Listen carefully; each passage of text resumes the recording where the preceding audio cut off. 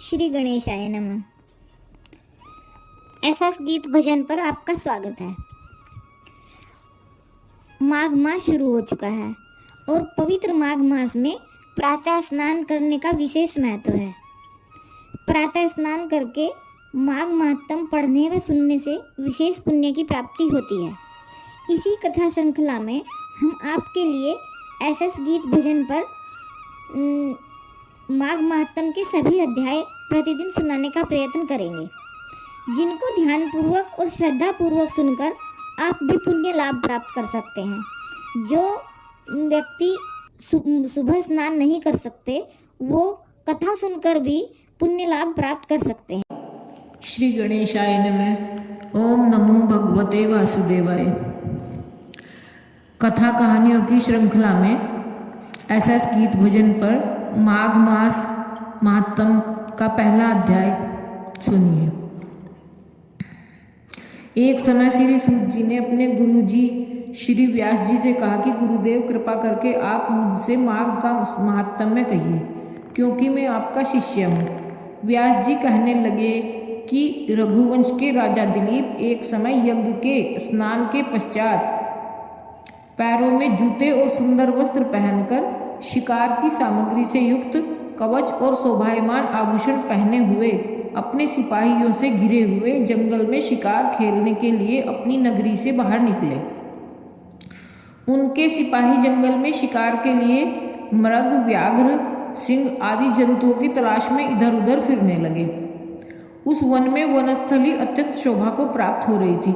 कहीं कहीं मृगों के झुंड फिरते थे, कहीं गीदड़ अपना भयंकर शब्द कर रहे थे, कहीं गैंडों का समूह हाथियों के समान फिर रहा था, कहीं वृक्षों के कोटरों में बैठे हुए उल्लू अपना भयानक शब्द कर रहे थे, कहीं सिंहों के पदचिन्हों के साथ घायल मृगों के रक्त से भूमि लाल हो रही थी, कहीं दूध से भरी थनों वाली सुंदर भैंसें फिर रही थी, कहीं पर सुगंधित पुष्प, हरी भरी लताएं वन की शोभा को बढ़ा रही थी, कहीं बड़े बड़े पेड़ खड़े थे तो कहीं पर उन पैरों पर बड़े बड़े अजगर और उनकी केचुला भी पड़ी हुई थी। उसी समय राजा के सिपाहियों के बाजे की आवाज़ सुनकर एक मृग वन में से निकलकर भागने लगा और बड़ी बड़ी चौकड़ियाँ भरता हुआ आगे बढ़ा। राजा ने उसके पीछे अपना घोड़ा दौड़ाया, परंतु मृग पूरी शक्ति से भागने लगा। मृग कांटेदार वृक्षों के एक जंगल में घुसा और राजा ने भी उसके पीछे वन में प्रवेश किया, परंतु दूर जाकर मृग राजा की दृष्टि से ओझल होकर निकल गया। राजा निर्जन वन में अपने सैनिकों सहित प्यास के मारे अति दुखी हो गया। दोपहर के समय अधिक मार्ग चलने से सैनिक थक गए और घोड़े रुक गए। कुछ देर बाद राजा ने एक बड़ा भारी सुंदर सरोवर देखा, जिसके किनारे पर घने वृक्ष थे। इसका जल सज्जनों के हृदय के समान स्वच्छ और पवित्र था। सरोवर का जल लहरों से बड़ा सुंदर लगता था। जल में अनेक प्रकार के जल जंतु, मछलियां आदि स्वच्छंदता से इधर उधर फिर रही थी। दुष्टों के समान निर्दयी चित्त वाले मगरमच्छ भी थे। किसी किसी जगह लोभी के समान सिमाल भी पड़ी हुई थी। जैसे विपत्ति में पड़े हुए लोगों को दुखों को हरने वाले दानी पुरुष के समान यह सरोवर अपने जल से सबको सुखी करता था, जैसे मेघ जातक के दुख को हरता है। इस सरोवर को देखकर राजा की थकावट दूर हो गई। राजा को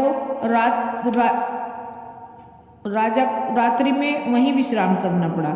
सैनिक पहरा देने लगे और चारों तरफ फैल गए। रात के अंतिम समय में शूकरों के एक झुंड ने आकर सरोवर में पानी पिया और कमल के झुंड के पास आया। तब शिकारियों ने सावधान होकर शूकरों पर आक्रमण किया और उनको मारकर पृथ्वी पर गिरा दिया। उस समय सब शिकारी कोलाहल करते हुए बड़ी प्रसन्नता के साथ राजा के पास गए और राजा प्रभात हुआ देखकर उनके साथ ही अपनी नगरी की तरफ चल पड़ा।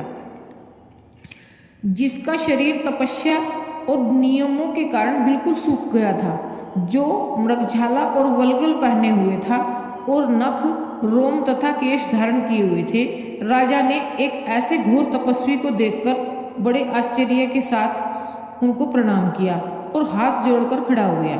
तपस्वी ने राजा से कहा कि हे राजन, इस पुण्य शुभ माघ में इस सरोवर को छोड़कर तुम यहाँ से क्यों जाने की इच्छा रखते हो?